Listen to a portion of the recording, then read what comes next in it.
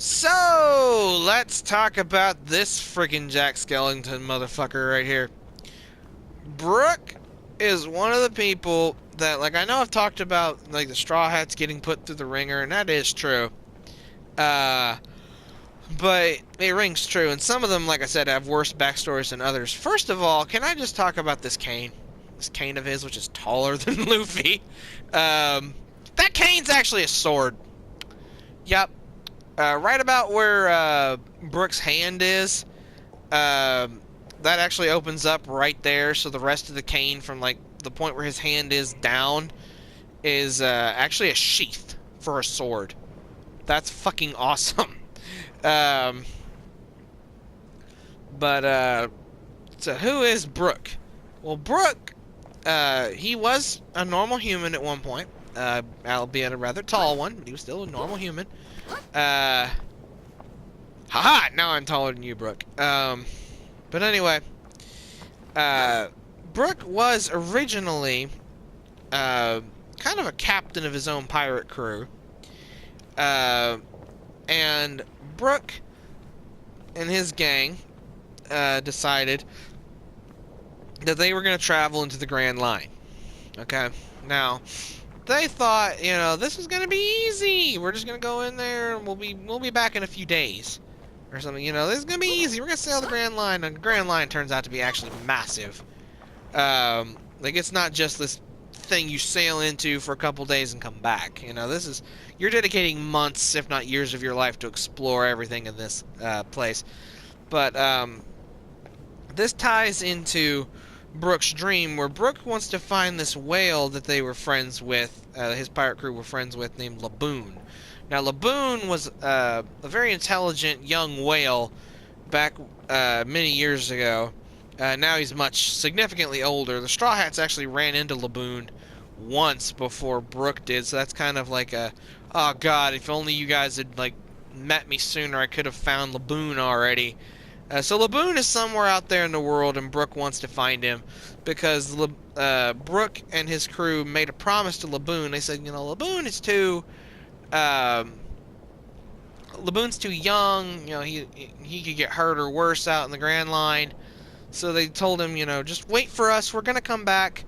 And basically they never did. This was 50 years ago, before the start of the series. So Laboon has grown much, much larger, much, much older. So what took them so long? Well, what happened was shit went sideways in the Grand Line for Brook and the crew. And by the time we get to see what happened with them, they are all severely under the effects of a powerful poison. And basically, every single member of the crew has this poison. No ifs, ands, or buts. Everybody's got it. Everybody is poisoned and are going to die. Okay? Well, Brook and the gang basically decide, we can't go out like this. And basically, I think what it was the whole crew comes together and says, Brook, didn't you eat a devil fruit that's supposed to bring you back to life after you die?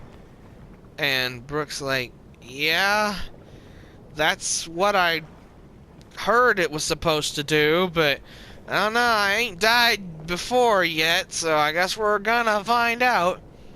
But everybody's like, okay, let's all get together and sing one last song. And when Brook comes back, he'll be able to go out and find Laboon and tell him what happened to all of us, and he'll be able to give Laboon one last song, because Laboon loved kind of making his whale noises as if he was singing along with everybody else in the crew when they would sing, because that's one thing the crew did a lot. They liked to sing. They were a very jolly crew. And it's just kind of a heart-wrenching thing of they're all singing a song that's actually like it's a very freaking like upbeat song that they sing, but it's like, you know, every person there is sick and dying, you know? And Brook is over there playing the piano for the song, and he's hearing his friends drop dead all around him. And, like, as they're singing, people are just falling over as the poison finally consumes them, and they're just keeling over one after the other. And basically, Brook is just playing his heart out and singing, and all the while he's kind of keeping tabs on how many are left, how many he hears fall, how many are left. And it's just basically a final countdown until finally Brook is all that's left. You know, like, it you know, it goes like from, you know, dozens of dudes to like 4 guys left. Then number 4 drops, and he's like trio. Then the, you know, number 3 guy drops, duo. Then the second guy drops, and then Brook's all by himself, you know, solo. Now Brook's the only one left, and then Brook dies from his poison. Now, remember what I said about his devil fruit? The devil fruit he ate was the Yomi Yomi no Mi, or the Revive fruit, which basically is one of the stronger devil fruits that has a very simple effect, really, is it brings you back to life after you die. Now, it also gives you the ability to use your soul for various purposes that Brook does, and this is how he fights. But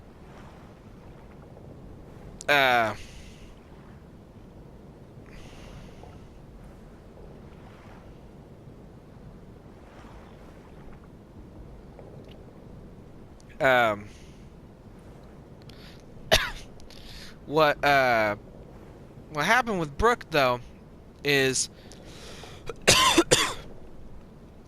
after he died, his ship had managed to find its way into the Florian Triangle, which is basically the One Piece equivalent of the Bermuda Triangle. And it was surrounded by fog, and it was lost and muggy and everything. And it literally took, damn near 50 years, or like pretty much 50 years, for Brook's soul to eventually make its way through the fog and find his body. And by that point, you know, obviously Brook has long since become a skeleton. But due to the nature of the power of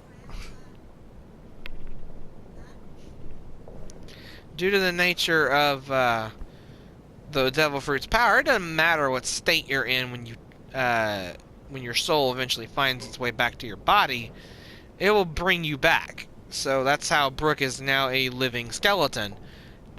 His soul is what animates his skeletal body.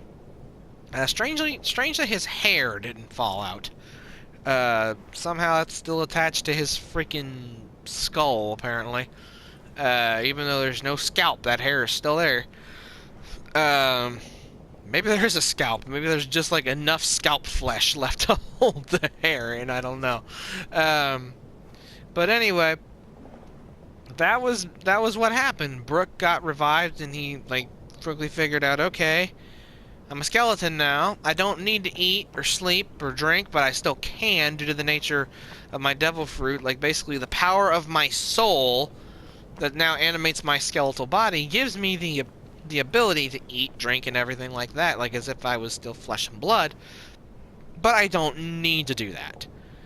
He can do so by choice. He can do so just by choice, like if he's, you know, sitting there at a party and everybody else is, you know, making toast and everything. He can sit there and he can drink.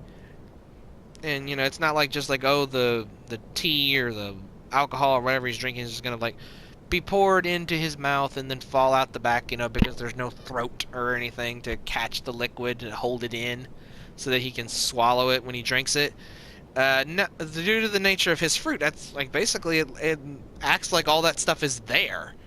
So he can eat and drink, and he actually fixed the bones of his body. If they get damaged, he can fix them by drinking buttloads of milk. You know, because calcium's good for the bones. But anyway, after a while, especially after the 2-year time skip where Brook was training, Brook learned the true nature of his devil fruit, which is basically to keep him alive, especially in his current state. The devil fruit gave his soul the ability to produce an otherworldly energy. That after the 2-year time skip, he's a full master at. And this otherworldly energy, he kind of manipulates and puts into his sword. And it's kind of like got the chill of the underworld in it. So it kind of looks like Brook has ice powers when he friggin' uses that. So he can slash people with this, my god, sword he's got here. This disguised as a cane.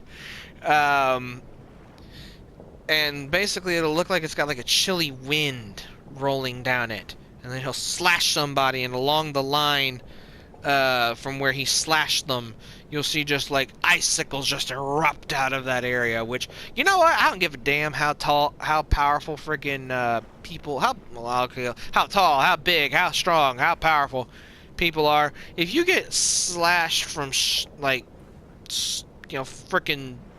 sternum to gullet or whatever you want to say, from like head to sternum, just slashed, and then that slash like just erupts with icicles. I don't care how tough you are, that shit's gonna fucking kill you. And if it doesn't, it's gonna make you be in so much pain you're gonna wish you were dead. But anyway, that's how he kind of manipulates his powers now. He's learned how the kind of energy his body now produces. But he can do all that now. But that was only beforehand. Like, that was only after the time skip. Don't know if he could really do that beforehand. He was still a master swordsman. But I don't know how far along he was in the understanding of this power that he now possesses with this freaking holy crap sword. But yeah, that's Brook. He can also kind of overwhelm people with the power of his soul, particularly by singing. Once again, kind of tapping into that otherworldly energy. So yeah, Brook's actually kind of badass when he fights. He's actually kind of fun to watch when he fights. Which I wish they'd make him fight more often. And also, I don't know why Brook is able to do this. To be pretty honest, I don't know how Brook is able to do this. I don't think it's an effect of his devil fruit. I think it's simply because Brook is a skeleton and thus lighter than normal people. Somehow Brook is able, like, okay, he's fast. I think Luffy might be faster just due to, like, the fact that Luffy's basically superhuman even without the Gum Gum fruit power. So I think Luffy might be faster, but Brook is, like, other than that, I think Brook is the fastest because, obviously he's not that heavy. Because he's a freaking skeleton. It's like his clothes probably weigh more than most of his body, especially with that big crown that's attached to his hat. Oh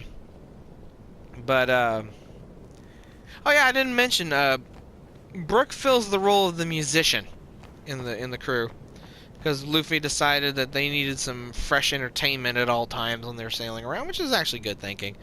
Because sailing around can get boring, so you need somebody that could provide entertainment. So that's Brook's job. But because Brook is literally just bones, he's able to run at like super high speed, and somehow he can negate the effects of the ocean. Because, like, while I'm sure you probably still could knock Brook into the ocean, he can't really drown because he doesn't need to breathe.